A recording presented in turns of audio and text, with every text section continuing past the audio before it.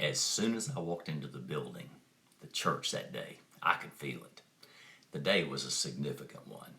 In fact, that's what brought me there, the installation of the new pastor.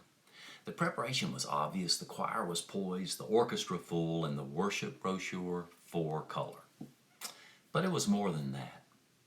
There was a flow that was undeniable.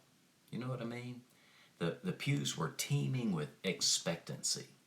Installation Sunday, that marks a new chapter in a church's history, and today was going to be special, and they all could sense it. As I sat there, I thought about just how good church is when it's at its best. If worship on an ordinary Sunday could be like this, I mused.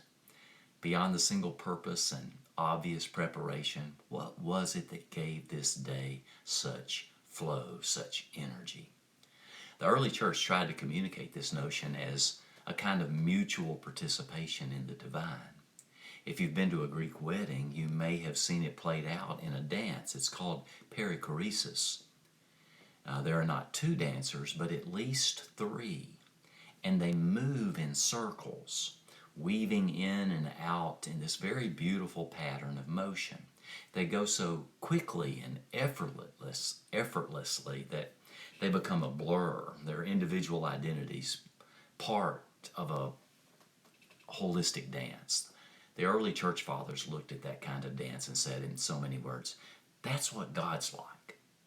Not one, but three, not three, but one. Whatever's going on in God is a flow that's kind of like a dance. And God is not just the dancer, God is the dance itself. Richard Rohr says Trinity is the very nature of God. And this God is a circle dance, a centrifugal force flowing outward and drawing all things into the dance centripetally. Scientists are discovering this reality as they look through microscopes and telescopes. They're finding that the energy is in the space between the particles of the atom and between the planets and the stars. There's a flow. They're discovering that reality is absolutely relational at all levels. When you really understand Trinity, however slightly, it's like you live in a different universe. And I might add, it's like being part of a different kind of church. The flesh and blood participation in the divine, in the flow. That's when the church is at its best. What might that look like? What could it look like at First Baptist? Perhaps it's when the church moves from the center to meet with others on the edges. You join the flow.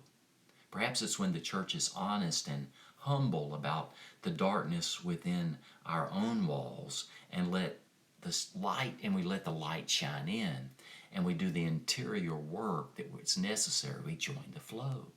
When the church itself is larger than itself, you join the flow when we look outward instead of only inward.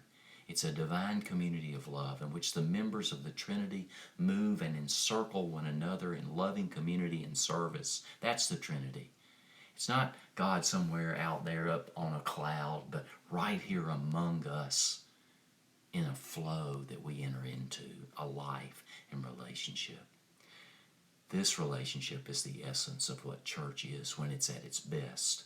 It's when God and the church are in sync with one another.